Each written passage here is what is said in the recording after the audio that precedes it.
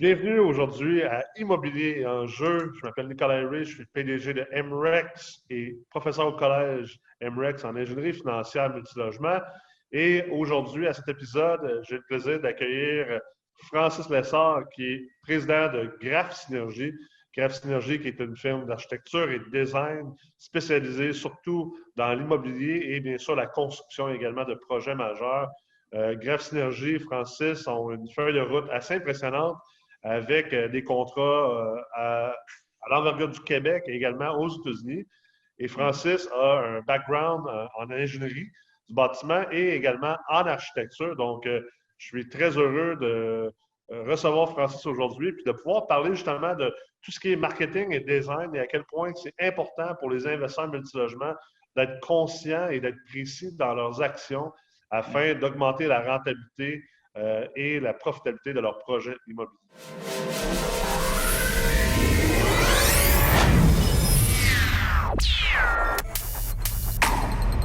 Alors, merci beaucoup d'être là aujourd'hui. Merci à toi de l'invitation et j'espère que ça va être créatif et animé. Absolument.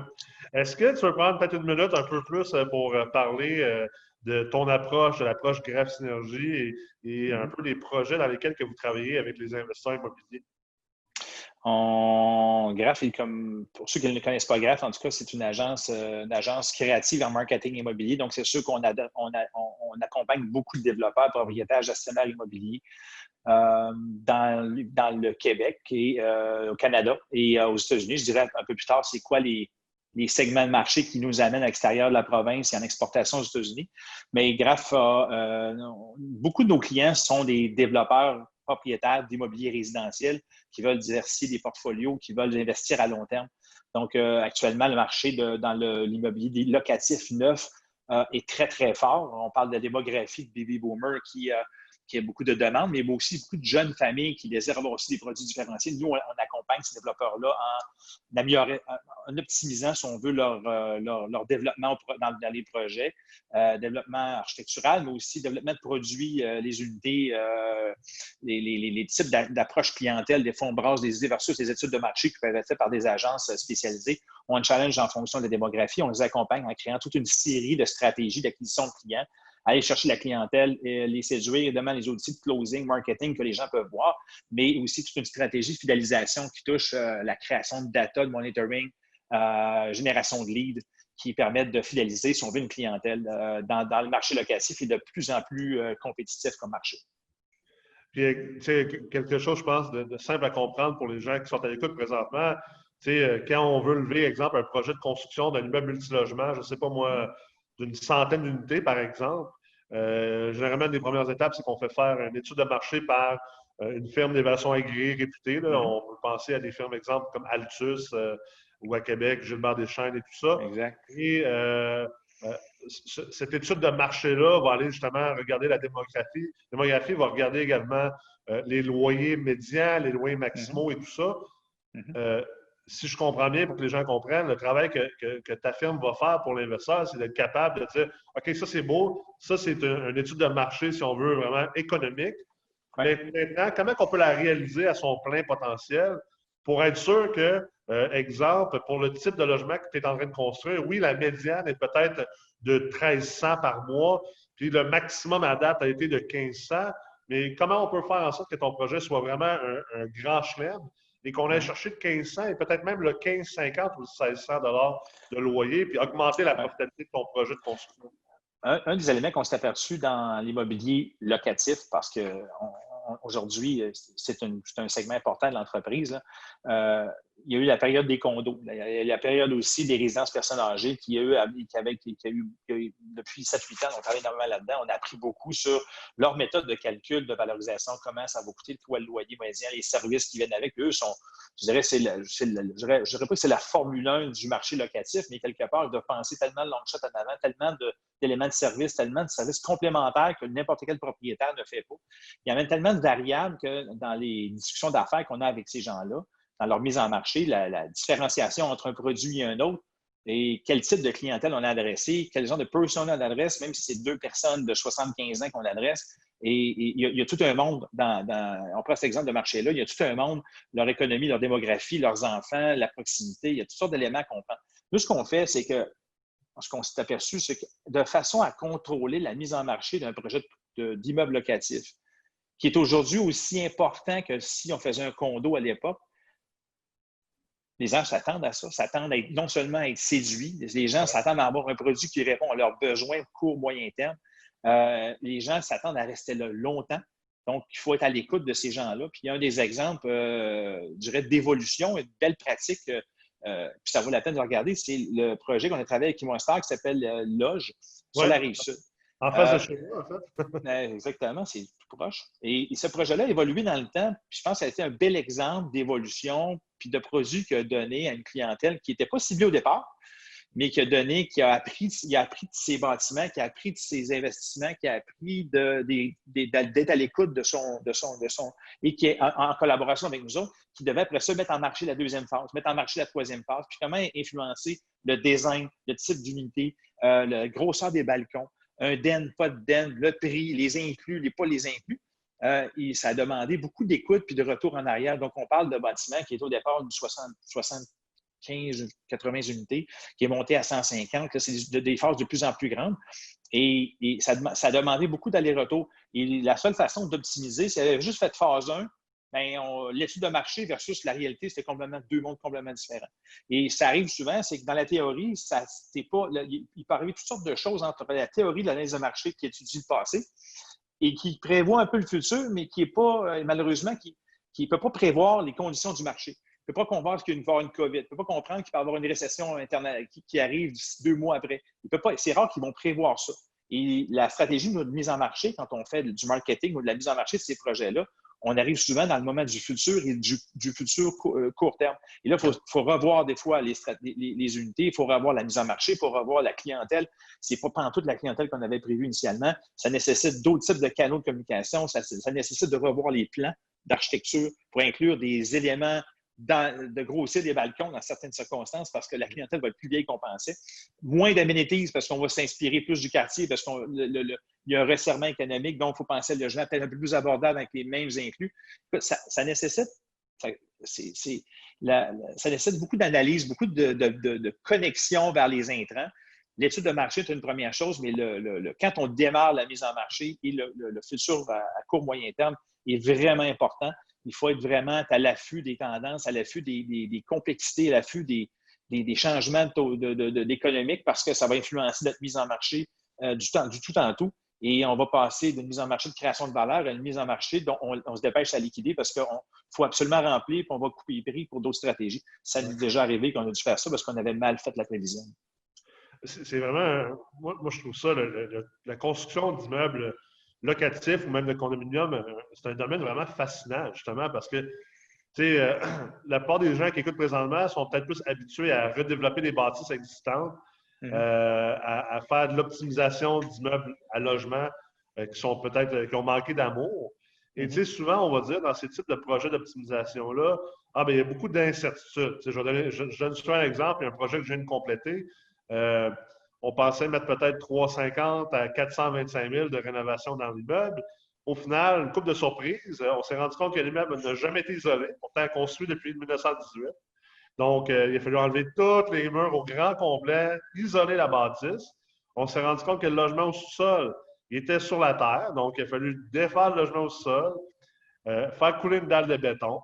Et, un paquet de surprises comme ça pour arriver au final que le projet de rénovation a coûté 650 000 taxines au lieu de 425 taxines. Et là, je vais te challenger.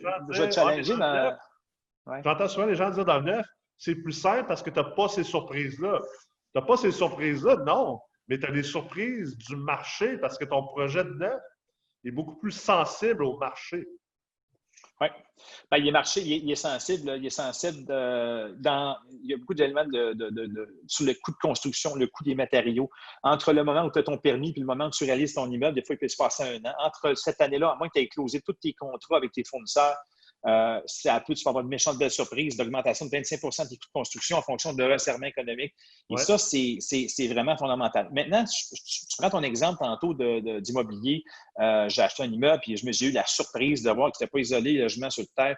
Et là, je me pose la question, le matin, ton immeuble, tes logements moyens sont de combien? Par exemple, ils étaient combien avant? Vont être combien après? Puis, est-ce que tu tombes en compétition avec le marché du neuf qui, lui, il va peut-être se rapprocher de tes tarifs que tu vas avoir besoin d'avoir? Et là, le client va avoir un choix. J'ai le choix de rester dans du vieux rénové pour un prix, puis pour 150 pièces de plus, 200 pièces de plus par mois, les gens vont le mettre. Je vais aller dans un immeuble flambant neuf, nouveau feature, Wi-Fi inclus, toute la patente, stationnement intérieur. Et là, tu viens de changer, tu es un game changer complet. Et là, la clientèle que tu avais, tu es obligé de garder tes logements abordables à un prix inférieur à ce que ça te coûte réellement. Et c'est ça la dualité que tu as actuellement, c'est le neuf est un game changer réel. Souvent, ils ont des sites de plus en plus hallucinants. Ils investissent de plus en plus dans la qualité, dans la création de communautés. Ce que dans l'usager, ce n'était pas dans le mindset de l'époque. Alors, c'est un challenge pour les propriétaires actuels qui ont des gros parcs, par exemple, de logements neufs.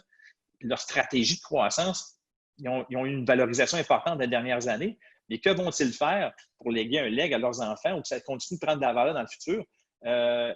Versus ceux qui construisent bâtir, qui construisent du neuf et qui s'assurent d'une clientèle qui vont payer les gros prix pendant les prochaines années. C'est un beau défi. Et ça nous. C'est clair. Puis, tu sais, ça amène aussi.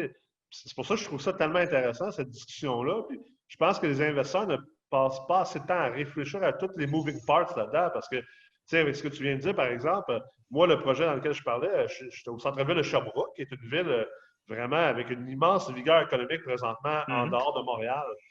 Puis, tu sais, la décision à laquelle on est arrivé, c'est qu'au final, malgré les dépassements, bien, on a réussi. Au départ, on pensait injecter un 4,25 taxes incluses. On espérait aller chercher, faire passer nos loyers des 4,5 d'environ 625 pieds carrés, donc pas très grand.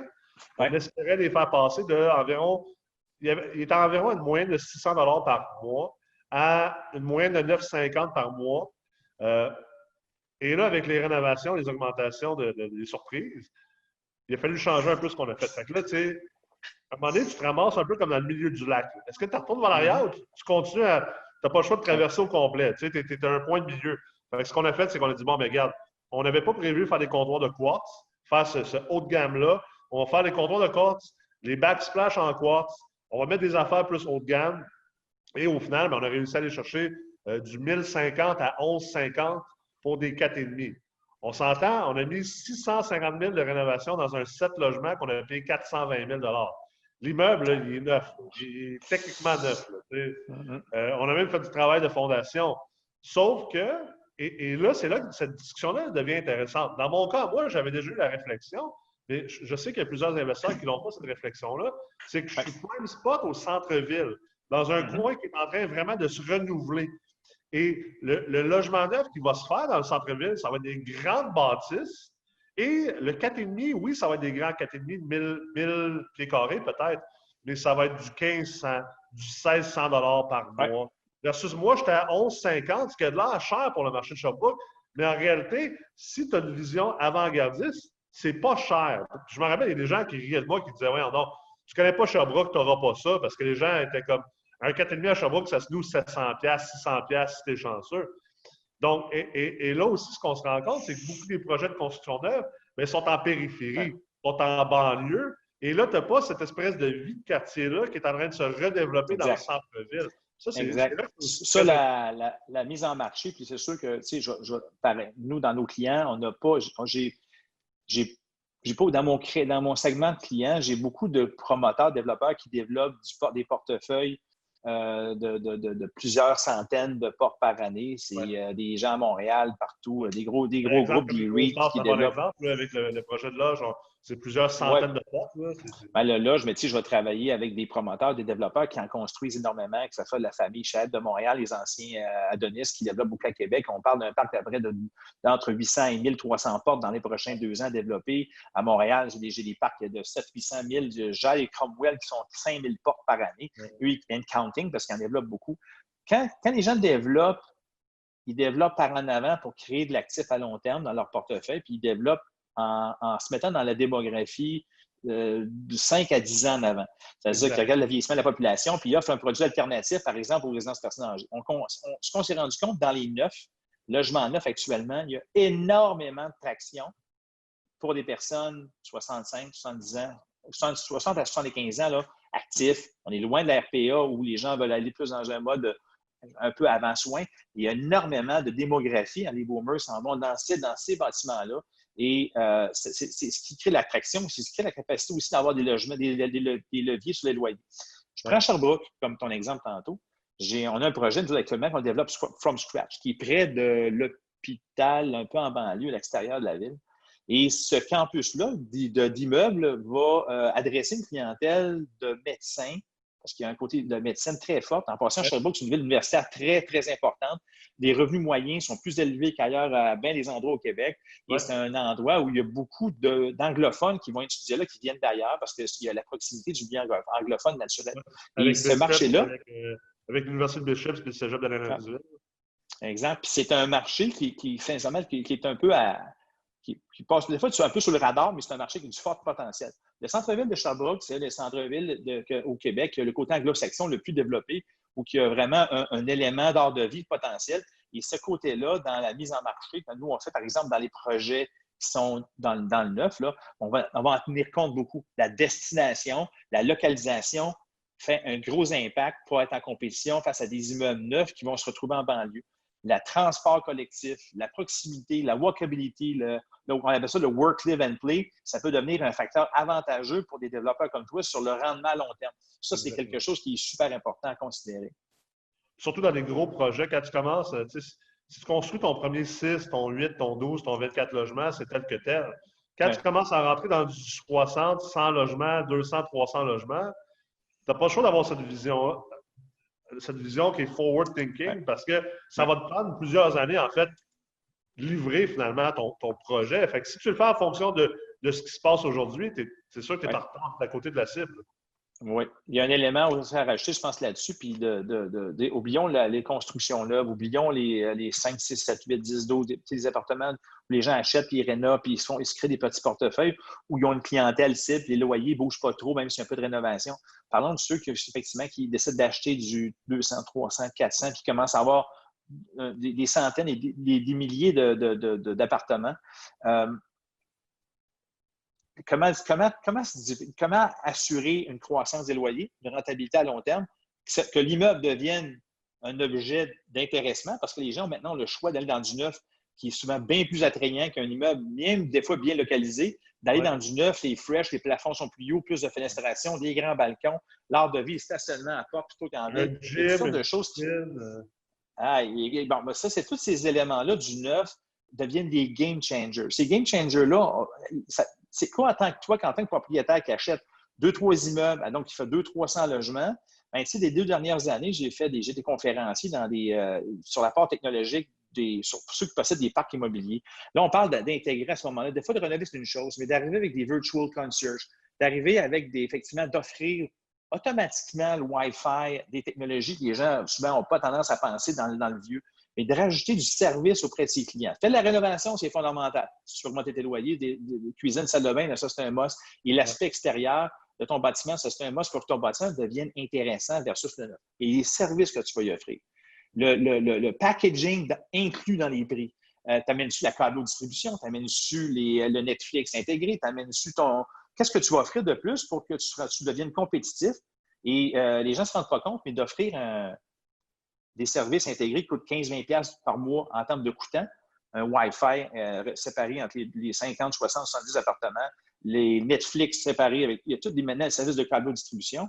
Ouais. Tu peux facilement rajouter le double puis le triple de ce que ça te coûte dans tes coûts de loyer, puis les gens vont être contents de le payer. Parce que tu leur enlèves cette peine-là, si tu leur enlèves cet argent-là qu'ils doivent payer à chaque mois, puis ça devient des inclusions que tu vas faire vont rendre ton immeuble attrayant et ça va créer de la valeur sur tes loyers que tu vas demander en surplus. Mais les gens vont dire hey, ici, je suis content, j'ai ces services-là, j'ai ça. Le gars s'occupe, c'est rénové, c'est prime spot, et en plus, j'ai ça. Et là, il faut que tu sois conscient que ça rajoute de la valeur. Moi, je prends beaucoup à ça, en tout cas. Je pense que plus que tu vas dans l'autre gamme, c'est là aussi que quand tu parlais d'amenities, un concept très populaire aux États-Unis d'ailleurs, Tu sais, les États-Unis, je pense que leur développement d'immeubles à revenus a plus une composante, justement, service à la clientèle, communauté. Tu sais, alors qu'ici au Québec, c'est peut-être parce que la plupart de nos immeubles sont très petits. Fait que c'est pas quelque chose qui s'est développé autant, l'espèce de concept de communities. Mais tu sais, les États-Unis, ils font la même chose aussi avec les maisons. Tu sais, souvent, tu as des gated communities. Tu sais, tu vas souvent en Floride, comme moi, je vais souvent en Floride. C'est très populaire. Mais cet aspect-là de rassembler le concept de collectivité communautaire et du service plus-value, je pense que c'est là aussi que plusieurs investisseurs immobiliers peuvent commencer à penser à ça. Puis même, je pense que c'est intéressant d'y penser. Moi, je pense, en tout cas, même pour les petits immeubles. Je commence à y penser de dire, est-ce qu'on ne pourrait pas offrir, par exemple, un service de ménage, c'est une femme de ménage. Donc, tu habites dans un de mes logements, tu payes super bien pour mon logement qui est neuf, qui est rénové, mais qui est au centre-ville, dans un petit immeuble, parce que tu ne veux pas habiter dans un gros projet.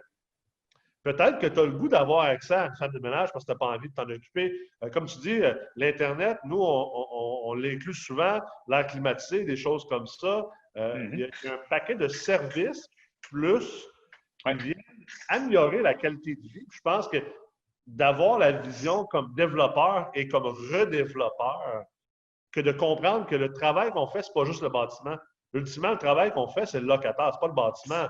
Tu as 100% raison. Et ça, dans les prochaines années, je pense qu'il va y avoir un game changing sur, parce qu'il y a de plus en plus de jeunes qui, grâce à vous autres, entre autres d'ailleurs, la vulgarisation que vous en faites de se doter de parc immobilier, je me dis, mon Dieu, j'aurais donc dû investir plus. Moi, j'ai quelques immeubles, j'ai investi beaucoup dans ma compagnie. C'est ma compagnie qui me fait bien vivre aujourd'hui. Mais dans un contexte de quelqu'un qui décide de s'investir là-dedans et d'investir pour le long terme sur plusieurs immeubles, s'il achète de l'immeuble pour faire du rendement, à mon avis, c'est voué à il va être déçu toute sa vie parce qu'il n'y aura jamais le rendement qu'il voudra parce que les gens vont avoir le choix. À partir du moment que les gens ont le choix, ils sont prêts à payer plus parce qu'ils en veulent plus.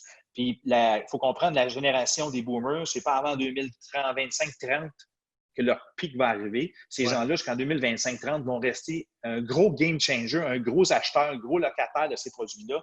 Et s'il y a le choix entre du neuf avec du service et des features, ils vont décider, puis des grands balcons, des éléments, puis toi, tu n'offres pas ça, puis tu t'investis, le minimum, bien, tu vas garder tes loyers bas.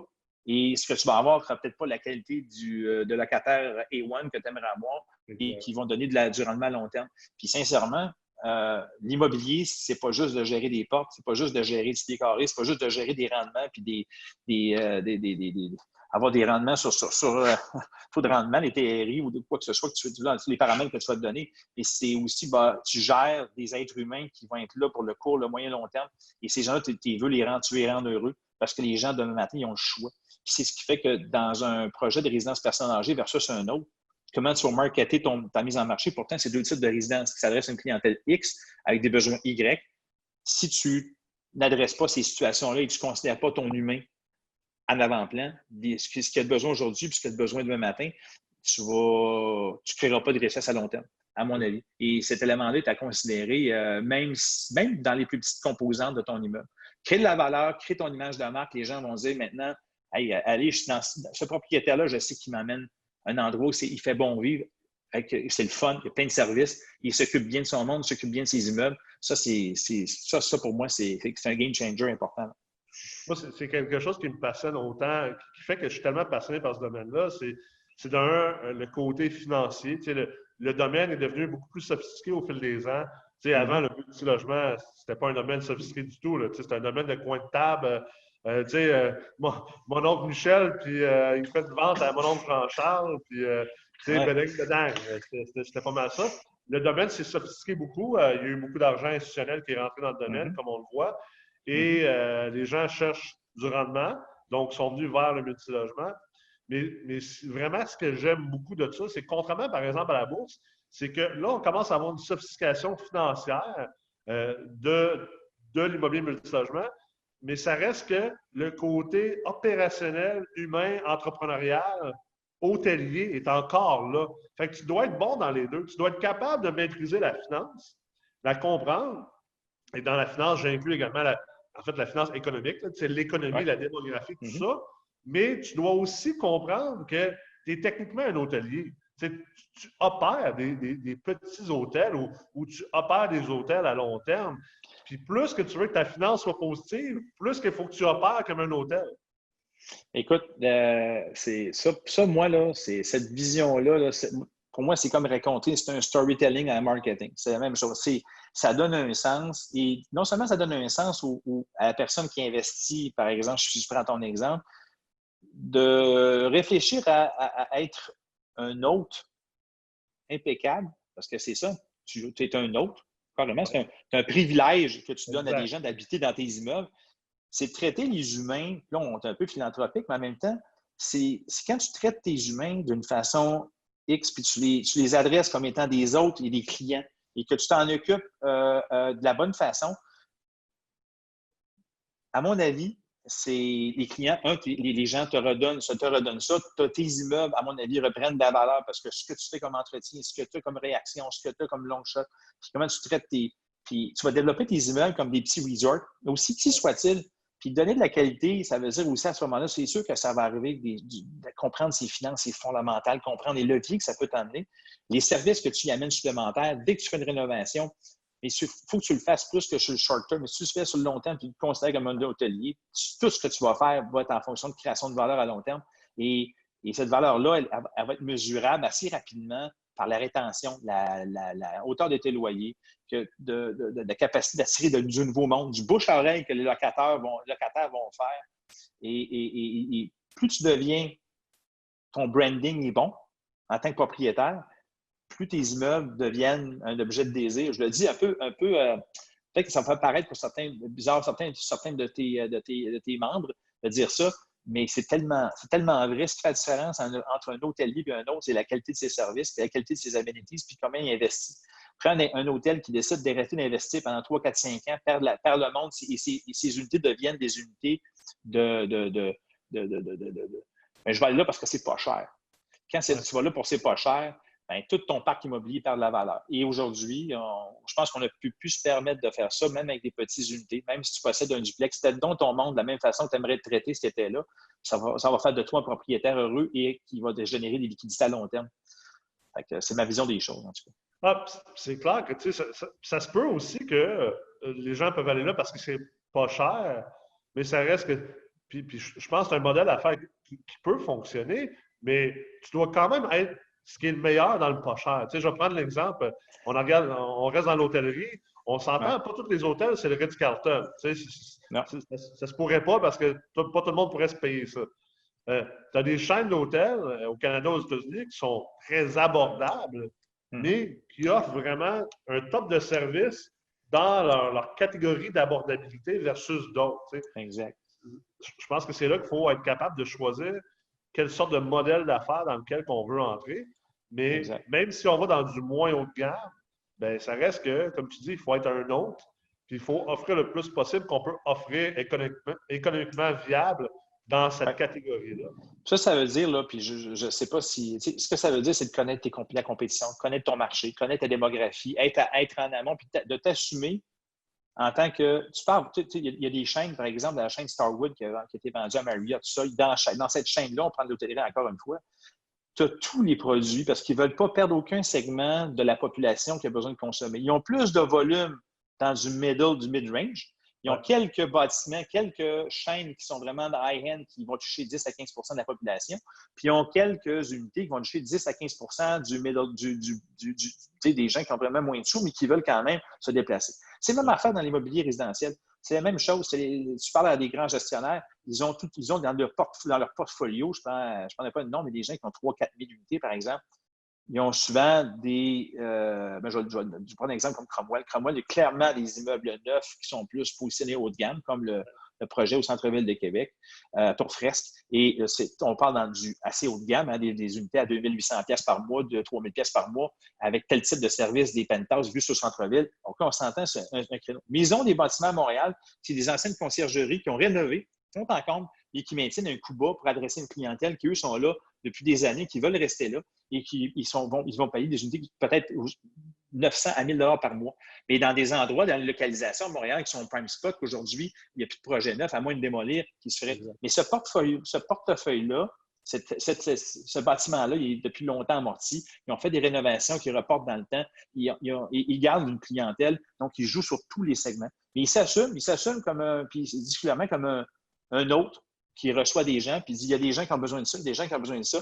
Puis il est très conscient de ce qui se fait dans le neuf. Donc, il offre à sa clientèle le choix de payer un peu moins cher, mais avec une localisation. Mais par contre, il garantit tout le temps, dans tous ses immeubles, le bien-être, la tranquillité, l'appartement rénové, des Wi-Fi de base, des services de base. Il dit ça chez nous, là, chez Cromwell, c'est un leitmotiv de marque. Ça fait partie de notre élément de base. Donc, les gens qui sont chez Cromwell, là, qui veulent migrer vers un appartement plus grand, plus cher, plus tard, bien, ils regardent dans le portfolio, puis ils ne perdent jamais un client, ils l'amènent dans son immeuble ailleurs. Le client a un problème économique, il est capable de le transférer dans un immeuble, dans son portfolio, qui est peut-être un peu moins de gamme, mais qui va avoir la même qualité de service, encore une fois, en fonction de la valeur de ce qu'il met. Et donc, il a acheté le brand Cromwell, qui achète cette destination-là. Puis, penser comme ça, moi, en tout cas, ça donne un autre sens aussi à acheter des immeubles. Ça donne un autre sens à l'importance de la localisation, de la démographie, connaître ses chiffres, connaître ses valeurs, le taux d'intérêt. Ça devient parce que tu vas investir en fonction de ce que tu veux donner. Et c'est là que je pense qu'Emrex, je pense qu'il y a de là aussi à se poser ces questions-là, que l'ingénierie financière, c'est beaucoup plus qu'un spreadsheet dans l'Excel. C'est un paquet de variables et nous, ça nous stimule comme firme de mise en marché parce qu'on s'abreuve de données que vous produisez ou que des agences qui donnent des tendances. Et nous, ça donne un peu aussi la façon dont on va axer notre communication pour attirer des gens vers un immeuble. Ça prend tout un travail, tout un art de travailler, attirer quelqu'un dans un immeuble. Quand il y a un choix extra, il y a un choix de neuf qui se construit partout. Il faut vraiment travailler sur le raffinement et le budget des fois, et des fois la destination, et des fois la qualité, et des fois la grandeur des balcons va être un game changer. Mais tout ça fait que ça rend notre métier et le tien, j'imagine, très le fun. Bien, ça revient au fait que l'investissement immobilier, multilogement, à moins d'être un investisseur passif, quelqu'un qui fait juste mettre de l'argent dans des deals derrière des investisseurs plus actifs, l'investissement immobilier, ce n'est pas un passif. Tu es un entrepreneur, c'est une business. Puis, moi, j'essaie souvent de faire comprendre aux investisseurs débutants, puis même à ceux qui ont déjà des parts d'envergure, parce qu'ils n'ont pas cette mentalité-là. Ce n'est pas une mentalité au Québec qui a été hyper répandue, mais que tu aies 10 portes, que tu en aies 50 ou 300 ou 3000, tu es un entrepreneur, puis c'est une entreprise que tu opères. Puis tu dois avoir ce mindset entrepreneurial-là. Ça m'amène au mot que tu as dit il y a peut-être une minute, le mot branding. Puis à quel point que tu penses que c'est important? Puis, moi, j'ai ma vision là-dessus, mais même la personne qui a juste, on va dire, 30 portes, qui a 5 immeubles de 6 logements, on va dire, à Limoilou. Oui. Ce qui n'est pas rien, là, on s'entend. C'est un bel actif. C'est quelqu'un qui a réussi à se monter ça. Félicitations, c'est super hot. Mais à quel point tu penses que le branding, d'avoir une philosophie ou une réflexion par rapport à son brand peut être important et peut être une plus-value pour cet investisseur-là parce que c'est quelque chose qui n'est pas appliqué présentement. Je dirais que l'immobilier, c'est peut-être le seul. Non, c'est pas le seul.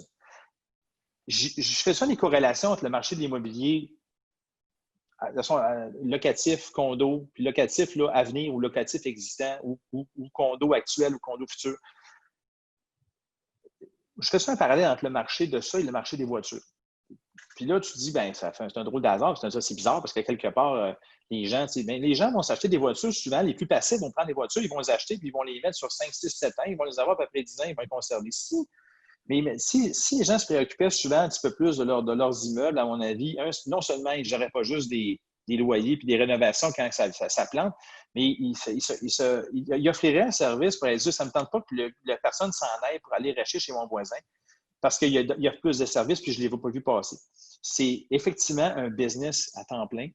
Tu es l'hôte de quelqu'un, tu héberges des gens. C'est un métier d'héberger des gens. Ouais. C'est un métier de s'en occuper. C'est un métier de leur donner du service. Ces gens-là payent pour être chez vous. Ils s'attendent à quelque chose. Puis là, c'est là que la notion, c'est culturel là, au Québec. Historiquement, les proprios étaient majoritairement anglophones. On retourne là 50 ans. Ouais. Majoritairement anglophones, avaient une culture différente. avait une vision différente des choses. Là est arrivée la notion d'entrepreneur, de constructeur qui se construisent des 8, des 10, des 12, des 14 logements, puis ils font ça, puis ils font des portes. Ils font des portes. Il y en a eu beaucoup dans les années 70, et des gens qui se sont montés des grands parcs immobiliers qui possèdent encore aujourd'hui. Il y en a certains qui ont pris ils ont fait un virage client. Ils ont fait un virage client parce qu'ils s'apercevaient que ces gens-là, ce qu'ils faisaient, ils géraient des plaintes. Ils géraient des plaintes. Pour eux, avoir un parc immobilier, pourquoi il y en a certains qui en vendaient, ils géraient des plaintes. Pour eux, là, avoir l'immobilier, c'est gérer des plaintes. Le bon vieux vol de toilette un samedi matin. Ça t'écoeure d'aller faire ça. Pourquoi ça t'écoeure? La personne est chez vous, dans tes immeubles, tu lui donnes un privilège de rester ses ailes, puis elle dit j'ai un problème. Tu pourrais l'aider. Ça fait partie du service à la clientèle. Tu deviens un autre, c'est une philosophie d'hôtelier, c'est une philosophie, puis la philosophie du Airbnb a peut-être ramené ça un petit peu plus en disant wow, hey, je suis un autre, moi, là, je suis un autre. J'héberge quelqu'un à court, à moyen ou à long terme. Je suis quelqu'un qui s'occupe, qui met un appartement à quelqu'un. Je pense que moi, quand j'investis, là, puis quand je développe dans des projets, autant je fais partie d'Ange Québec, on investit dans des projets, tous les projets que je regarde, je m'implique dedans. Je m'implique dedans parce que je veux que le promoteur qui développe, à part les projets que je fais avec mes clients directement, que la philosophie, c'est une philosophie de long terme, que créer du bâtiment, c'est un endroit où les gens vont aller vivre. Et pour créer de la valeur à long terme, il faut que tu traites ces gens-là de la bonne façon. Et c'est là que ton ingénierie financière, après, va faire du sens. C'est après ça que tes investissements vont faire du sens. Moi, je pense que les années noires de l'immobilier, en termes de locataires, est derrière nous, que les gens aujourd'hui vont aller vivre dans l'expérience, vont aller vivre pour avoir du plaisir, des services, et ils sont de plus en plus exigeants. Puis si tu ne leur donnes pas ça, c'est de faire abstraction de leurs besoins, de leurs demandes. Puis je suis désolé, mais tout ce que tu vas devoir faire, c'est de baiser tes loyers. Baisser pour rester compétitif à même ceux qui vont louer plus cher. Ça, c'est ma philosophie de long terme. Je pense que comme propriétaire d'immeuble et de portefeuille immobilier, tu te dois aussi, tu sais, il y a beaucoup de choses qui sont subconscientes. Puis, dans ce que tu ne fais pas, communique quelque chose avec les locataires. Puis les locataires sont quand même intelligents.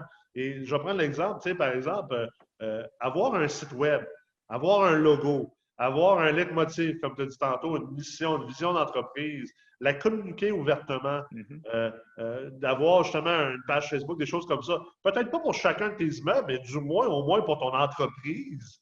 Tu sais, c'est pas si répandu. Les investisseurs ont comme pas le goût de mettre de l'argent là-dedans. Mais ce que j'essaie, moi, souvent, de leur faire comprendre comme parallèle, c'est imagine si demain matin, tu t'achetais un hôtel ou un portefeuille d'hôtel, puis que tu n'as pas de site web, tu n'as pas un beau branding, tu n'as pas de logo. Bonne chance. Tu vas louer ton beau-frère et ta belle-mère, puis tu vas. Bonne chance. C'est ça. Tu arrives devant un hôtel un soir, tu es aux États-Unis, mettons, tu es au New Hampshire, puis là, tu es fatigué, la route a été plus longue que prévu, puis là, tu passes devant un hôtel, il n'y a pas de logo, il n'y a pas de pancarte, il n'y a rien. Tu t'en vas sur Internet, il n'y a rien qui sort. Est-ce que tu vas aller loger à cet hôtel-là? La réponse, c'est non. Mais dans le multilogement, je trouve que ce n'est pas des immenses investissements. On ne parle pas de se faire un site web à 100 000 là. On parle de se faire un site web qui peut être un site web WordPress avec pas trop de technologie dedans.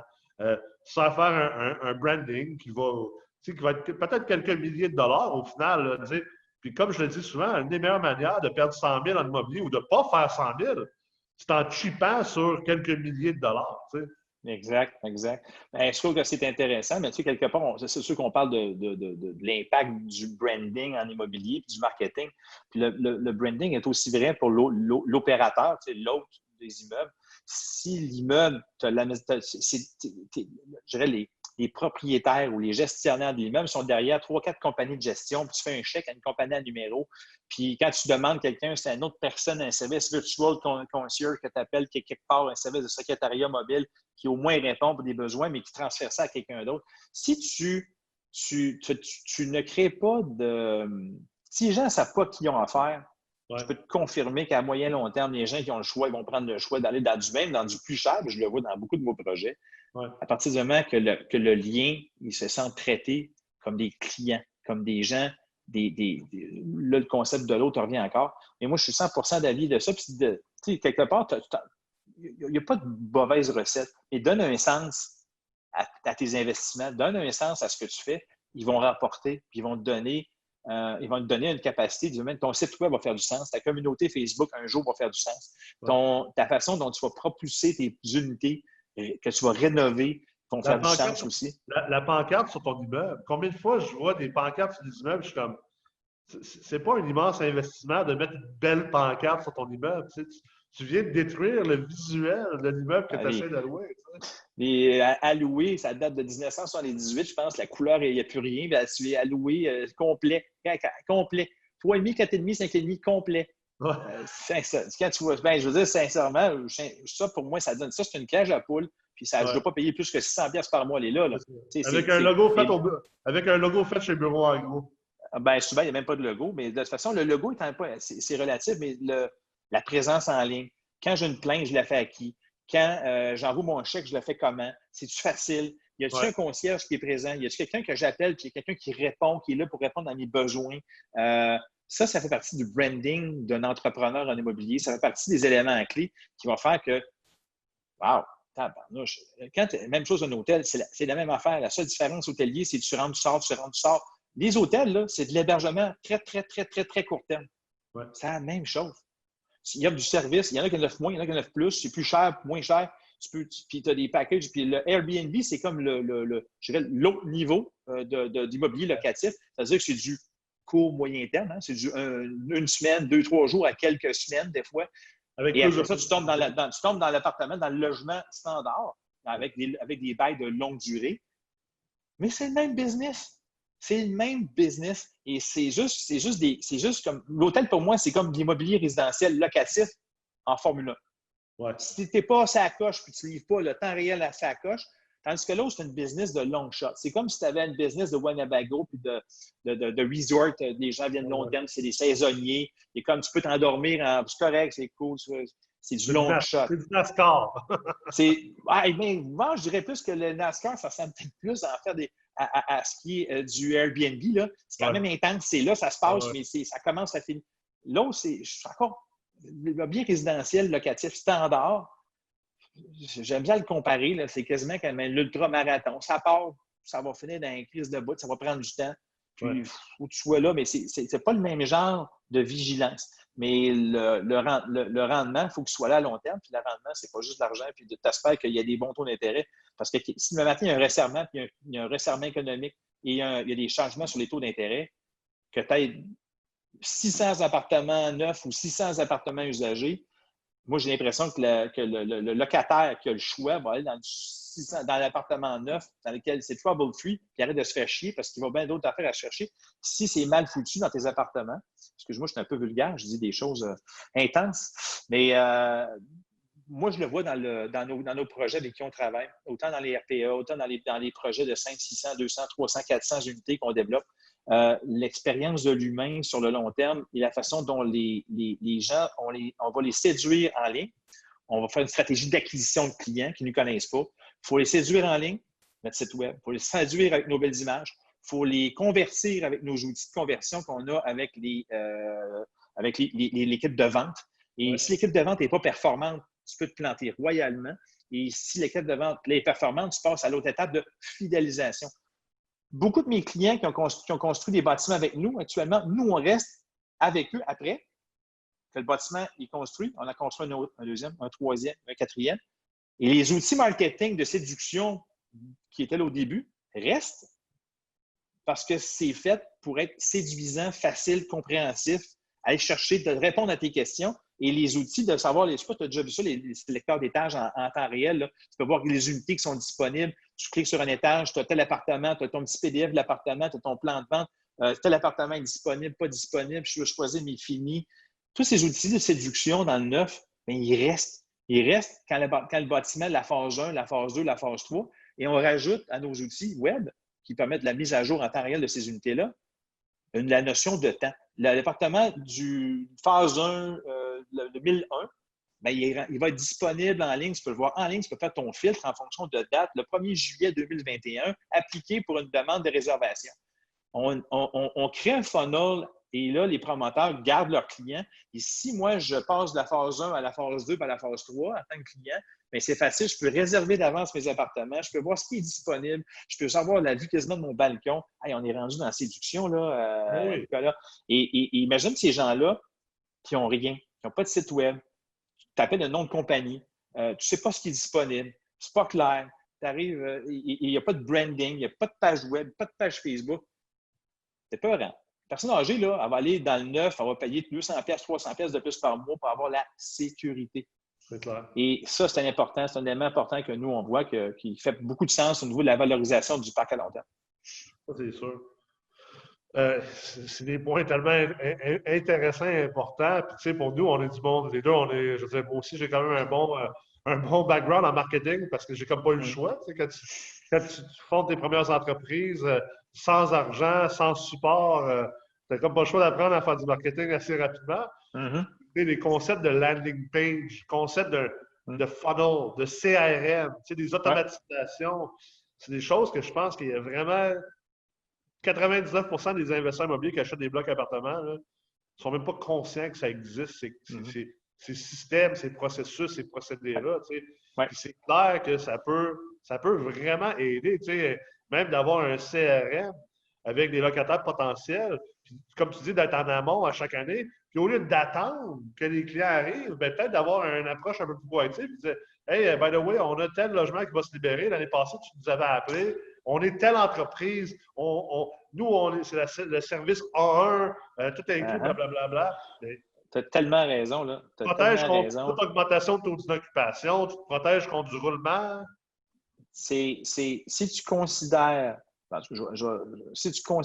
tes locataires comme des clients, que tu es un hôte, comme un hôtelier, tu vas te préoccuper de t'es qui, c'est quoi tes besoins, c'est quoi tes intérêts. Puis si tu ne loues pas cette année chez nous, l'année prochaine, je te rappelle, parce que j'en ai qui vont se libérer dans ma tour que tu voulais venir, dans mon appartement parce que tu aimais ça, mais finalement, il n'est pas disponible dans les dates.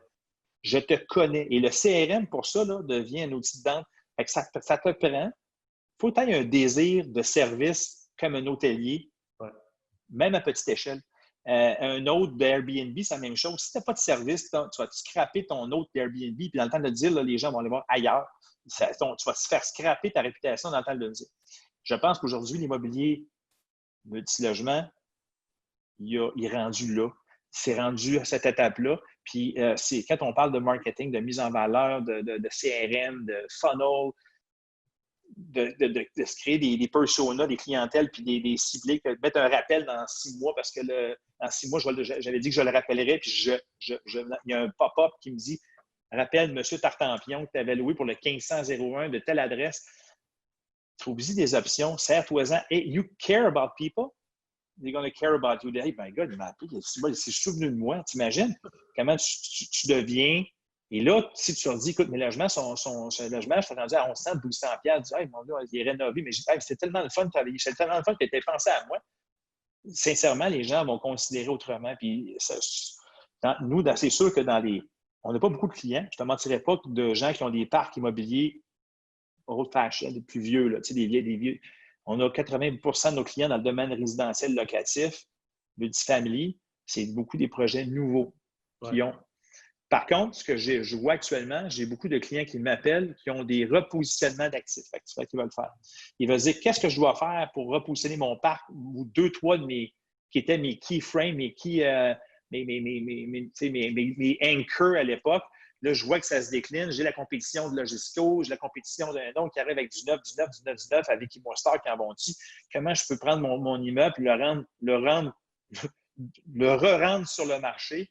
Alors, on part sur le positionnement, sa localisation, les personnels, la clientèle qu'il y avait avant, la clientèle qui va aller chercher, l'argent qui est prêt à investir et how bad do you really want it? C'est combien de temps tu sais quoi ton taux d'absorption de nouvelle clientèle?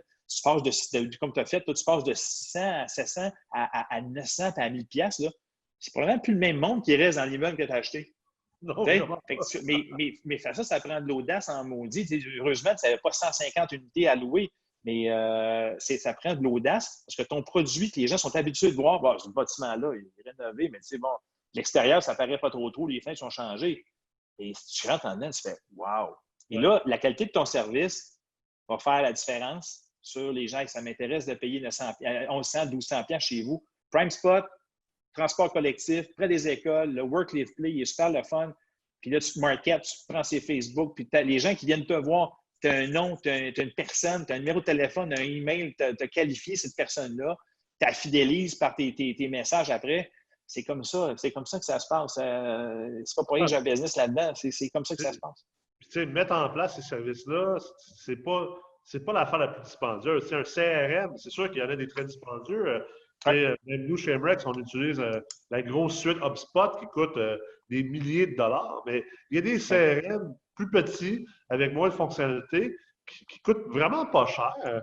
Puis, il y a des choses aussi comme, tu sais, je vais prendre l'exemple. Je me rappelle quand j'étais en logement, tu sais, quand tu allais te prendre un nouveau logement, mettons, tu louais ton nouvel appartement, tu arrives, puis ben, c'était toujours une surprise de voir est-ce que le logement il est propre ou il n'est pas propre. Puis, tu sais, bien plus souvent que d'autres, surtout dans du 800$ et moins, le logement il était laissé vraiment pas propre.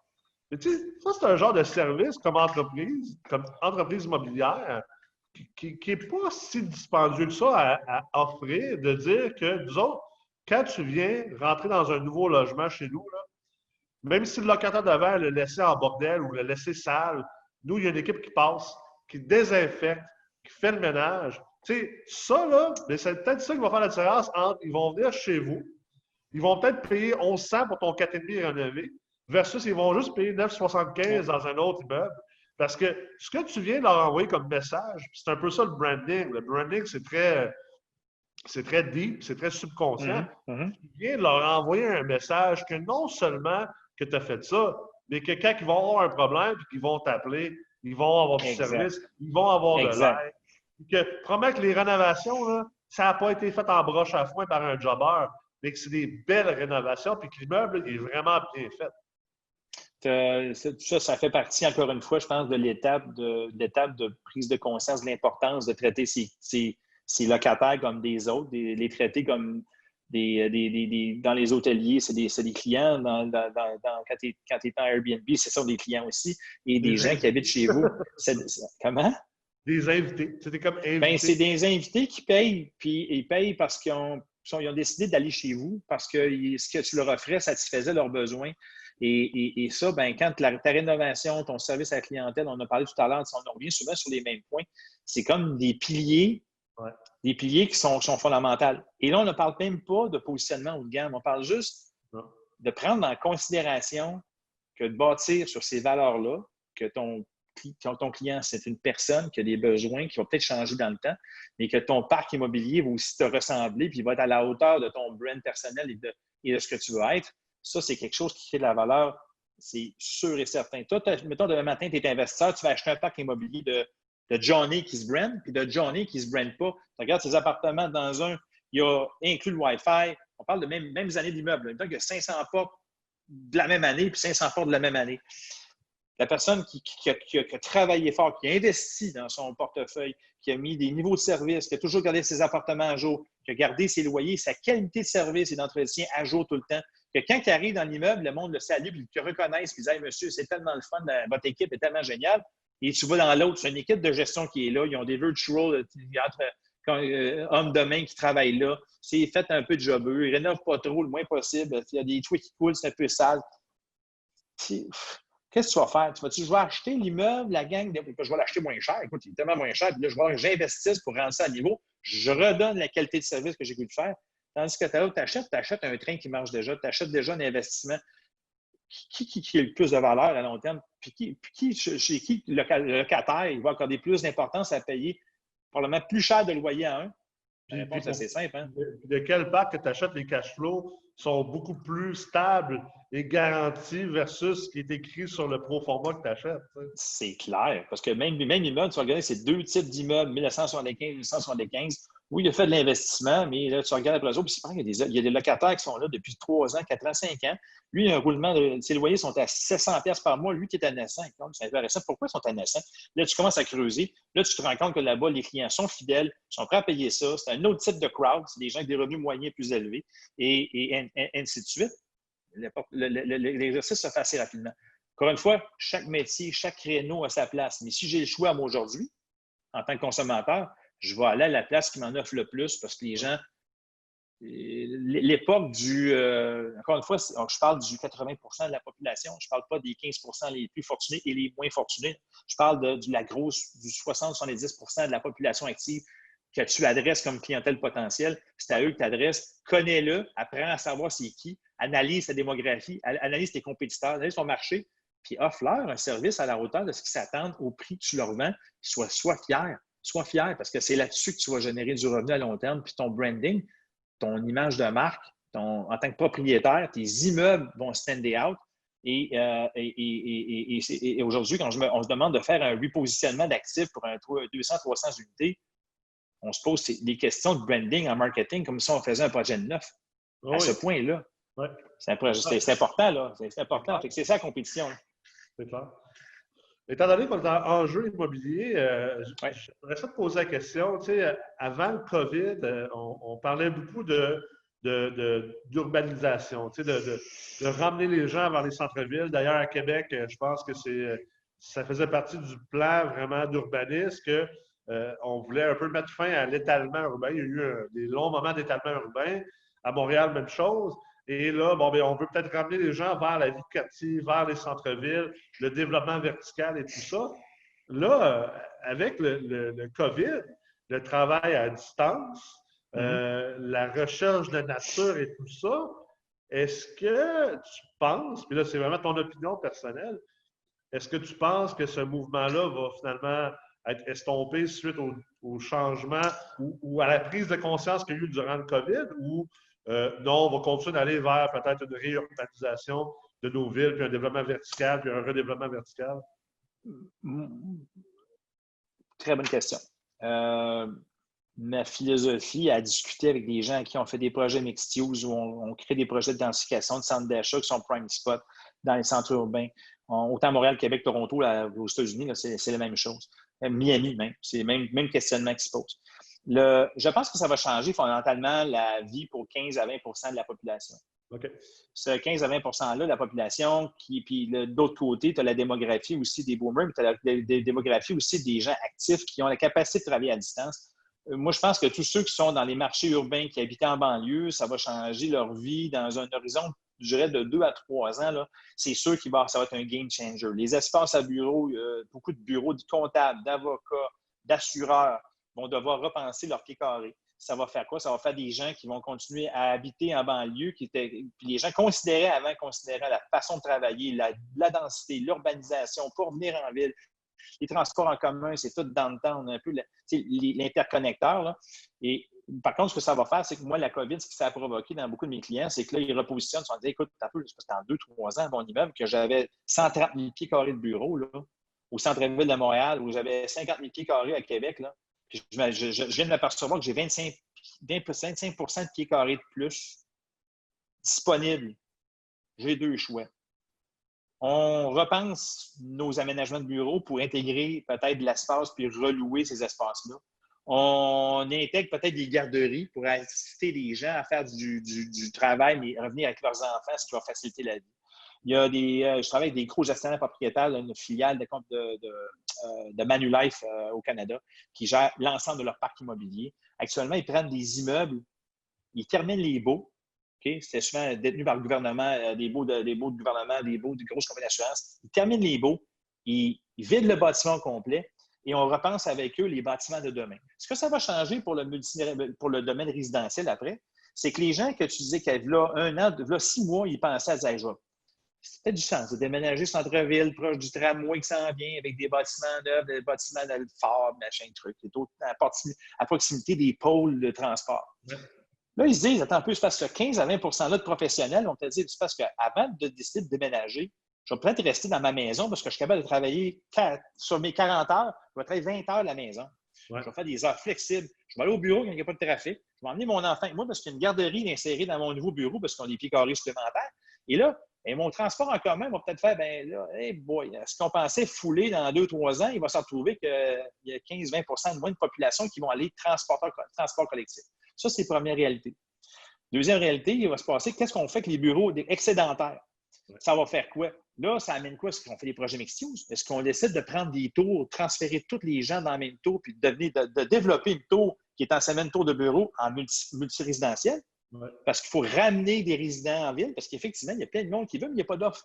Alors, Ouais. actuellement, qu'est-ce qu'on fait? Avec tous ces projets-là, tout ce que ça a provoqué, ça va être une accélération de conversion de, je dirais, d'anciennes fonctions plutôt unifonctionnelles. Donc, c'était des tours à bureau, du commercial standard, des centres d'achat, en projet mixte, où là, il va y avoir une prolifération de projets mixtes sur les axes de transport structurants qui vont faire que, genre, le choix maintenant d'aller habiter dans ces secteurs-là, qui vont être desservis par des transports, qui vont être desservis par des fonctions, proximité des travails, proximité de garderie, proximité d'SAQ, proximité de restauration rapide, de grab and go. Et ça va amener cette espèce de prolifération-là de projets. Mais ces projets-là vont être sur les prime spots de transport collectif. Ça, c'est ma vision des choses. Ce qui va faire que, à court terme, on va sentir, il va créer cette espèce de gouffre-là de pénurie, pas de surcapacité de bureaux, surcapacité commerciale. On s'entend que les centres commerciaux, ils vont en perdre quelques-uns. Les promoteurs vont travailler à revitaliser leurs projets structurants. Actuellement, on en fait plusieurs. On pense déjà sur des dossiers que ça va être présenté dans 5 ans, genre. Mais ces projets-là vont faire que ça va donner des game changers, puis beaucoup axés sur les axes structurants de transport. C'est pour ça qu'il faut se dépêcher de connecter Rive-Sud et Rive-Nord à Québec. Sinon, on va créer 2 mondes, puis ça va être le monde de la Rive-Sud, le monde de la Rive-Nord. Dans 5 ans, il faut qu'il y ait une percolation. Je ne parle pas de troisième lien, je ne parle pas de tramway, pas tramway, je parle de connecter ces deux choses-là, parce qu'à l'échelle, si on veut attirer du nouveau monde pour qu'on attire des nouveaux habitants, des nouveaux résidents dans la région de Québec pour meubler tous ces beaux bâtiments-là qu'on va construire et ou rénover, on va prendre l'immigration. Prendre l'immigration, ça prend un projet de société plus grand que. Et la COVID a accéléré le besoin de densification ou de rendre une ville structurée et non pas morcelée. Québec, c'est une ville morcelée, on ne s'en cache pas. Le fleuve, les quartiers, les villes défusionnées, l'aéroport qui n'était pas connecté avec des transports en commun. Tu as d'un côté le port qui est un peu isolé dans son monde à soi. Tu as la Rive-Sud, tu as la Davie qui crée des pôles d'isolement puis des pôles. L'île d'Orléans. Ben, l'île d'Orléans, ça, c'est un peu particulier. Ça, c'est un bijou culturel. Puis à la limite, il faut considérer comme un diamant. Ça reste un diamant parce que c'est un élément de terroir incroyable qu'on devrait vendre à l'international, tout comme Charlevoix d'ailleurs. Ouais. Et si on parle juste en conclusion de mon point qui est un peu long, c'est qu'au niveau de l'urbanisation, ce que ça change, c'est que la façon de travailler, parce qu'elle est différente, va créer ces opportunités-là dans l'immobilier. Ouais. Par les faillites, va créer des opportunités dans le commercial. Et ça va obliger les propriétaires à repenser leurs immeubles en intégrant du familial, du résidentiel, de tout ça, RPA, locatif, condo, ainsi de suite, résidence court terme, dans leurs immeubles, ce qu'on n'avait jamais vu avant. Et ça va créer des opportunités. Mais puis ça va être fait principalement selon près des axes structurants de transport en commun. Si tu n'as pas d'axe, ça va être partout, ça va être spread à grandeur, il n'y aura pas vraiment de geste. Si on fait des axes de transport structurants, ça crée de la valeur à long terme. Puis il faut impérativement connecter Rive-Sud et Rive-Nord à Québec pour que ça devienne une ville sur le long terme qui a beaucoup de croissance. Je pense que le mot-clé, c'est effectivement le redéveloppement, la mixité. Puis ultimement, ça va bien avec ton nom d'entreprise, la synergie finalement, entre tous les acteurs et tous les segments de marché l'immobilier. C'est vraiment ça le futur de l'immobilier. Exact. Je pense que c'est la synergie, effectivement, c'est un mot qui est englobant, mais c'est de comprendre tout ce que je t'ai dit tantôt. Tu sais, moi, j'ai un profil d'architecte et aussi on développe avec des villes, on connaît beaucoup les grands enjeux. Mais quand tu investis dans l'immobilier, il faut que tu connaisses ces enjeux-là. Il faut que tu connaisses la population va aller où, c'est quoi les grands axes structurants, c'est quoi ma valeur aujourd'hui versus ma valeur de demain.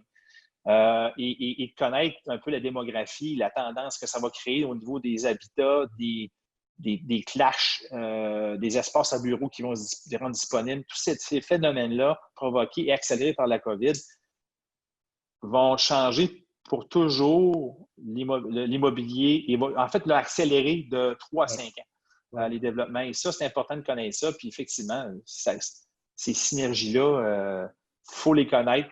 Et c'est pour ça qu'on est en business, nous autres, c'est qu'on on n'a pas le choix de prendre tout ça en parallèle. Là. Mais à la fin de la journée, moi, quand je ne suis pas derrière tes clients, toi, tes partenaires, tes gens avec qui tu travailles, les étudiants chez vous, ça reste des humains qui ont des émotions, qui ont des vies, puis qui ont des familles, puis qui ont des situations personnelles qui changent. Mais à tous les jours, leur éduquer que l'immobilier, ce n'est pas juste d'acheter des portes avec un chiffrier Excel, c'est on s'insère dans un tissu urbain qui va vieillir, qui va changer, qui va se transformer, qui va avoir des taux d'intérêt, qui va avoir des pandémies, qui va avoir. Écoute, c'est hyper stimulant. Un mouvement continuel, c'est ça. C'est fou, hein? C'est juste faire ça, c'est rester on top of the game.